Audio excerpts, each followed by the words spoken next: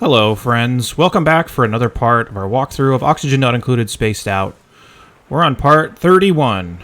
This part is going to be a little bit of juggling between the different bases because there's stuff to do at all three of them. The one thing that I really need to do at this base is I need to start getting down into this biome. Mostly because I want to start grabbing stuff out of here that's really valuable. In particular, let me see if I can see any. I don't see any right now, but there's some Saturn critter trap seeds down here. Here we go. I want these. These are insanely powerful. We're going to grab these and we're going to take them back to our main base to supplement basically the rest of our power needs for the rest of the game. So I need to get down here and start mining this out. The other thing I'm going to do while I mine this out is we're going to help cool this water a little bit more than what we're getting right now with the Aqua Tuner. The Aqua Tuner is doing okay, but I still need a good amount of salt water to fill up some more of these volcanoes. So, or rather the pits for these volcanoes to cool things off. So there's another one here, and there's another one here that I haven't taken yet because I don't have the water to do this yet. So I really want to get in there and start doing that. So that's what we're going to be focusing on this asteroid. So not going to be doing anything we haven't seen before. I'll create a suit bank to kind of get down in there. This is kind of like the main spine of my base. So my suit bank is probably going to be somewhere around here. And then my duplicants are going to be able to get down in here and start working. I do want them to be in suits only because it's going to be at the bottom of the map and it's going to be extremely cold. So I would rather have them be protected and not get hypothermia and make them work a little bit slower. And also be able to breathe down here. That would be nice. So we're going to do that here. So I'll kind of do that off camera mostly because we've seen suit setups get there. Once I get to a point where we start getting ready to ship stuff out of here, we'll start setting up a couple of other things. Namely, we're going to need to set something up that kind of ships ice up here whenever it's needed. So I might just like connect the biomes together like this and just kind of run it up so that all this area is expected to be really cold too. So the ice can just kind of sit there and be shipped directly to our setup here. So that'll kind of be what we're up to on this asteroid. Back home, I'm just keeping my duplicants by digging around the map a little bit. One thing that I want to start prepping for is eventually we're going to be starting to send duplicants back, and we're going to get another rocket ready to settle on the next asteroid, which I think I'm only going to take like 4 duplicants. You don't need to take 8 every single time you go, especially because this asteroid for Fringe asteroid is actually pretty big. A lot of the other ones are pretty small, so I don't need to take that many duplicants to mine them out and get stuff set up there. So, because we're going to start prepping for that, I'm just going to open up these doors, turn off my shipping system, and relock this door to start getting all my supplies ready for the next rocket mission. So that'll keep my duplicants busy here for a little while. We'll also set up one other thing here before we leave.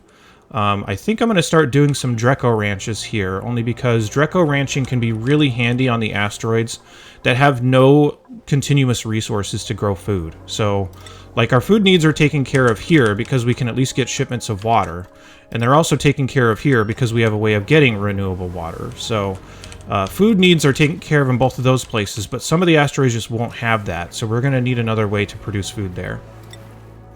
So yeah, that's what's going to be going on here. On this asteroid, we're going to need to get set up to get all this natural gas out of here, because as we've produced enough petroleum and oil and stuff, a lot of natural gas is building up. All of our slicksters are starting to turn into the wrong kind, only because it will get cooler down here where the carbon dioxide is being spat out. So we're going to get a ton more off of the slicksters anymore, but I do want to use this natural gas for power if I can, so that I'm not having to burn petroleum or extra coal here. As you can see, our coal is basically dwindled down to nothing because we have such high demands for everything else. So a lot of projects going on at once, and I'll do most of them off camera. The one in which that I will do on camera a lot will probably be this setup. At least we could start planning it out. I'll do that before we move on to anything else. And also back here, getting our ice cooling setup going, which we've done before, so I'm going to be a little bit abbreviated on that. So let's first of all just kind of get started on the natural gas setup. So for natural gas, I'm just going to set up a gas pump down here, and it's going to need to be able to resist the temperature. So you can set it up like, somewhere in the middle probably. I guess right here is probably fine. So we'll do that. And then I want to set up some automation and make sure that we're actually pumping natural gas out, and it's worthy to do that at that time. So we're going to need a couple of gas element sensors just on either side of this, so like one above and one below. So if both of these are in natural gas for a good amount of time, it'll turn this pump on, and then it'll start to pump it into our setups here. If this is ever flooded with like carbon dioxide or something like that, I'm not going to turn the pump on, so one of these two will not be set up that way. So just going to kind of connect these by an automation wire to an AND gate. They will both need to be connected, but we need to reserve enough space for this. Let's see how we're going to do this. I guess something like that would work. Let's get an AND gate in here, meaning that they both have to be green, meaning that that whole area needs to be covered in natural gas. And then, like usual, we'll do a filter gate just to make sure that it is sitting in natural gas for long enough to make this worthwhile. You could also put like a pressure sensor on this or something to make sure that there's like enough natural gas to be worthwhile pumping out. But considering we're going to have carbon dioxide coming down here, I don't know why I turned off my vents down here. Considering we're going to have carbon dioxide coming down here to like push stuff out of the way, I think this is going to be fine. If it becomes a problem, we can also set up another pressure sensor over here or something like that and connect that to an AND gate also. So yeah, we'll get those set up too. And then we can also set up something just to make sure that it actually is natural gas when it's getting pumped out, because sometimes weird stuff can happen. I'm not expecting it to, because there's not a lot of airflow here, but just to be safe, we might as well. So just going to put a gas shutoff that ideally would never run, and an element sensor to detect if we see anything that is not natural gas in this line. We can just kind of send it right back out. There we go. Oh, actually someone mentioned something pretty smart. Let's do this instead. Let me cancel this. Instead of the shutoff, I'm just going to connect it up to a vent. But I want to put that vent kind of far away from where this is so that it doesn't just kind of drift back in and get sucked up again. So just going to kind of move it over here. I guess, no, I want to go the other way. Let's cancel all this. Probably want to put it somewhere over here. So let's do this. Put a gas bridge. Then we're going to detect the element here. And if it's something that we don't want, we can just open this vent. That's another way you can do it that somebody pointed out. For something like this, you can definitely do that if you just want to push it back out into the environment. It works basically the exact same way as the shutoff, but the vents can be automated too, so we might as well do that. So if there's ever not natural gas here, we can just go ahead and send it out. Then the rest of it, we probably want to make sure it's on the right direction, because I think we should be fine. So yeah, we're just going to kind of send it up here, draw it up through the bottom. Just need to put an extra tile here really quickly, which we can kind of get that out of the way. Oh, we don't have anybody that's capable of digging enough here. Who lives here? Amari. There you go. Yeah, then just kind of run it up into our natural gas generators. Carbon dioxide can just come right back out of the generators. Whoops, it's going to be this part. Can just come right back out of the generators and into our line for carbon dioxide, which will either go down to the bottom here, which is where I would like it to go, but if the slicksters are getting too overwhelmed, I'm just going to send it out into space. So yeah, there you go. I'll hook up the rest of this off camera here really quickly, but that's kind of the idea. Cancel this. So yeah, let's get some progress started on this asteroid, which is going to be getting down here into this area. So I'll set up a suit bank. We'll kind of start digging around, and I'll come back once we start getting ready to connect it up to this part. So yeah, we'll get that going. Okay, suit bank is done. We have progress down into this biome, so just kind of creating a line over to where we're going to be shipping our ice out of here. So yeah, got this all set up. Got this area ready to start collecting, so we'll just set up for everything that needs to go up here. And I guess it's a little more than ice. It's just all the things that'll turn into regular water. You could use polluted ice also and kind of send it to another place. Let me see how much is actually down here. I think it's mostly just regular ice. Yeah, I don't really see any polluted ice here unless I am really missing it. So, looks like it's all just regular ice anyway. So, yeah, just going to send out all that stuff. Just going to come up a line here, and it will eventually land here, but I want to connect it up to this place to give a place to ship all this stuff without making the rest of my base super cold. Only because the stuff down here is like minus 60, minus 55. Very cold, so I don't want it just to be like, oh, let's just go through the middle of my base and freeze all my pipes. So, let's set up something to ship it up the side. So all I'm going to be doing is kind of creating a little chimney that runs all the way up. We can just kind of run it like this, and it'll just eventually connect in here. A bunch of stuff in the way that I'll have to move. Guess I could probably make like a door here or something, like right there. So my duplicants can get in and out of this area. We'll have a little bit of temperature exchange, but I will fully wall this off once they don't need to be here anymore. So yeah, just something like this, and I'm not going to connect a ladder from the bottom to the top so that if my duplicants are in their suits, they can only like reach up here, but they can't actually travel there. So all the work will be done mainly by duplicants that are already in the base without suits on. So just kind of get all this stuff started, and we'll dig all the rest of this out. It's eventually going to land somewhere over here, so we can just kind of create an area for this all to sit. Going to create kind of a water pool here that we can keep cooled down with ice that will help cool this down, which will increase our flow of salt water because this will start out being cooler than it is right now. So that's going to be the idea. We'll just kind of work on this part of it. There's a couple more steps that we need to do first. Oh, I need to actually create ladders so they can actually get down all there. So there we go, just something like this. So yeah, it looks kind of messy, but we'll get this all fixed up. Just going to leave this open for the time being. I guess I could just leave all of it open until we're ready to seal it off, but my duplicants will need to get in here and build even when my ice is flowing. So I think I will just leave a door right here. So there we go. Alright, so we got that. By the way, the other reason I'm doing this is because dealing with these hot geysers is kind of a problem in a lot of people's runs, and this is one of the cheaper ways you could do it. If you have access to this stuff, this is obviously ideal, but one of the cheaper ways is just to create a pool of water that you can melt ice in to help cool this down. Definitely something you can do, so we're just going to do both because I want more water out of this so we can get our volcanoes faster. Yeah, and then the other thing we're going to be doing is shipping stuff out of here, but we'll set up that thing probably over in this area somewhere, maybe. We'll figure that out when the time comes. Yeah, so let's get back to the other asteroid really quickly. All this stuff is set up to start sending our natural gas out, so all I need to do is set up all my automation. So if this is detecting natural gas and this is detecting natural gas... I didn't click nuclear fallout, did I? Okay. And this is also set to natural gas, saying that... Oh, we need this on a different vent, by the way. So if both of these are good, it's just going to start a filter gate, which we can set to, I don't know, 90 seconds. Just to make sure that they've both been sitting in natural gas for long enough. We will want this to be hooked up to power, which I forgot, so that's my fault. But yeah, so we're just going to get all that sent up. Oh, I don't have any plastic here. One thing I need to stop doing, actually, is I stop creating plastic because we have a lot. I'll stop sending it here so we can at least create some for the vent, and I'll come back and turn it off.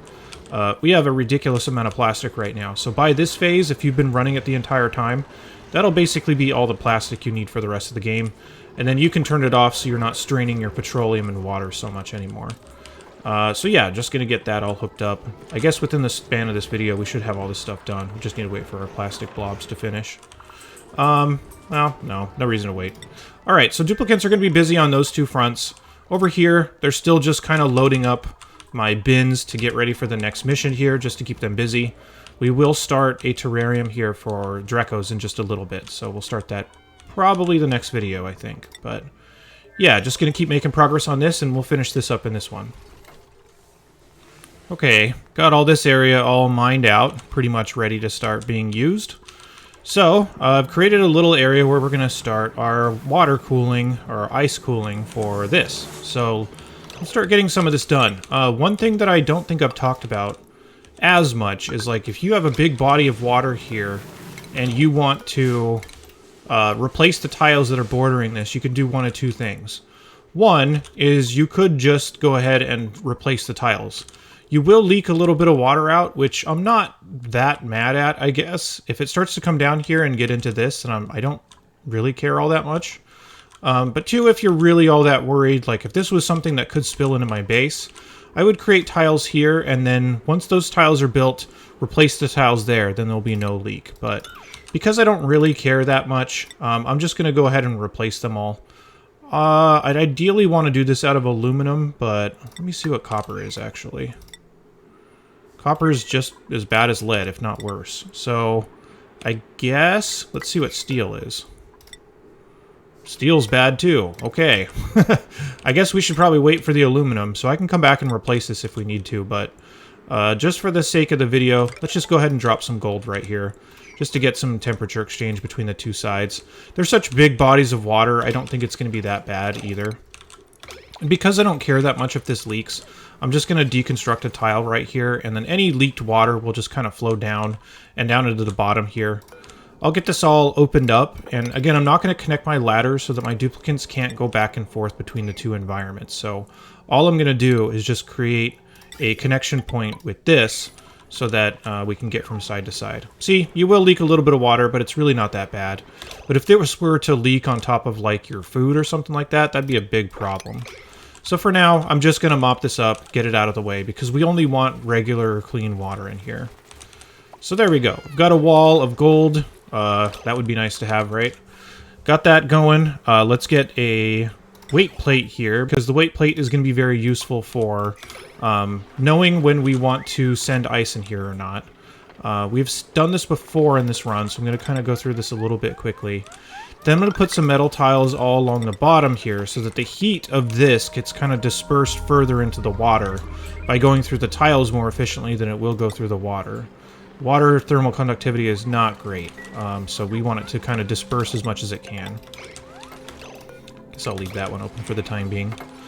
Like we've done before with these ice cooling setups, and especially ones where you favor making more water, I'm just going to set something up where I have a conveyor shut off for my rail that's going to be bringing the ice up. And then this is just going to kind of snake through the pit. Just something like that. You can kind of go back and forth.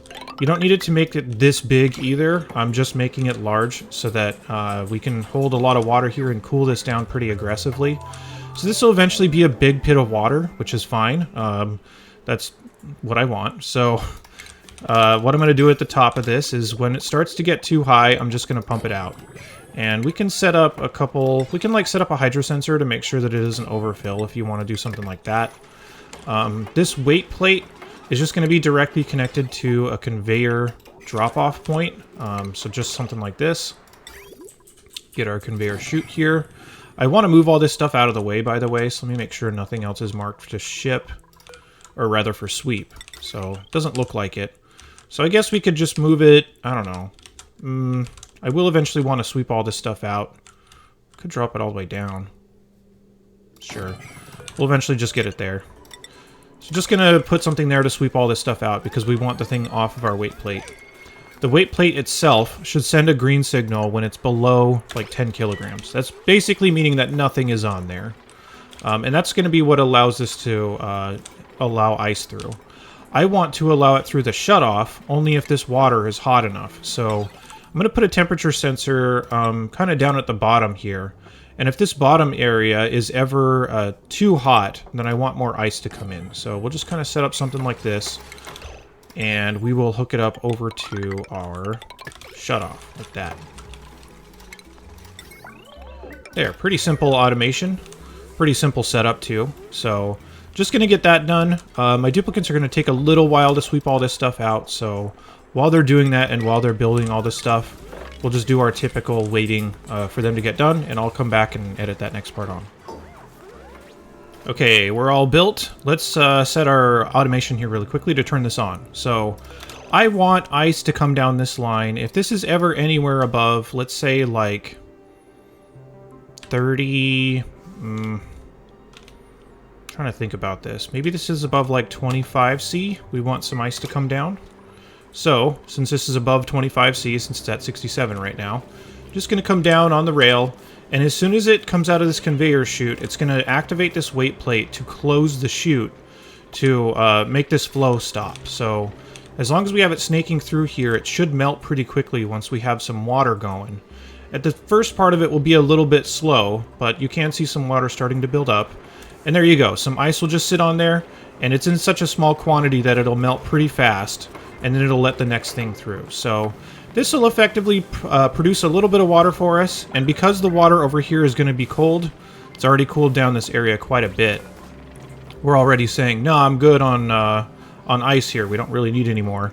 It'll stop sending it, but this will slowly create more water, and this will also slowly cool this down. So you can see the left side against this wall is at like 91. On the right, it's like 94, but it's only been up for like 2 seconds, so that's about how quickly it'll cool it down. So should get up there pretty fast. In the meantime, what I'm going to be doing is just kind of sweeping stuff out, getting more ice in the system here. So pretty much anything that I mark for sweep we can take here. Just make sure I'm not asking for it anywhere else. Nope, and this one's being destroyed. So all the stuff that needs to be swept out of here, I'm just going to start collecting that really quickly. By the way, a couple things I didn't mention about down here. These beta hives, you can just kind of leave them alone. I'm not going to talk about them too much because they're not going to be that useful. At least they're not required for completing it, and some setups for radiation and doing stuff like that can be kind of complicated and power intensive, so I'm not going to talk about it too much. But for right now, all I'm really going to be doing on this asteroid is starting to sweep some stuff out, at least to keep my ice supply flowing for the time being. And yeah, that'll be that. In the next video, we're going to talk about getting all this material out and at a reasonable temperature, because we have the inverse problem of what we had before. All this stuff is really cold, and I don't want to just ship it to the center of my base, because that's just going to cause way too many problems. We have the opposite problem on this asteroid, which we've already dealt with, which is that we have a lot of material down here that's way too hot that we don't want to just sweep into our base. So, going to be doing kind of the opposite. We're going to like make a material warmer here for all the stuff that's down here that we want out of here. But we'll do that in the next video. We're also going to do a couple of other things in the next video, which I'm wondering if I'll be getting comments about this by now. But your outer area that we kind of sealed off from meteor strikes might be taking some damage. We're going to spend some time repairing this in the next video too. So I've already prepared by starting to send an extra duplicate or two out here to help out with these repairs. But I'll talk about how to deal with this without breaking the bank in terms of like adding steel bunker tiles and stuff like that, which you can do, but I don't want to spend that much steel if I don't have to. We can kind of just rely on all the material to build up, but yeah, we'll talk about that in the next one. So that's pretty much it. Yeah, we'll be back here with the next video here right afterwards, because my duplicates are already going to be starting to idle pretty quickly. So yeah, I'll see you back here then. Thanks for watching. All right, see ya.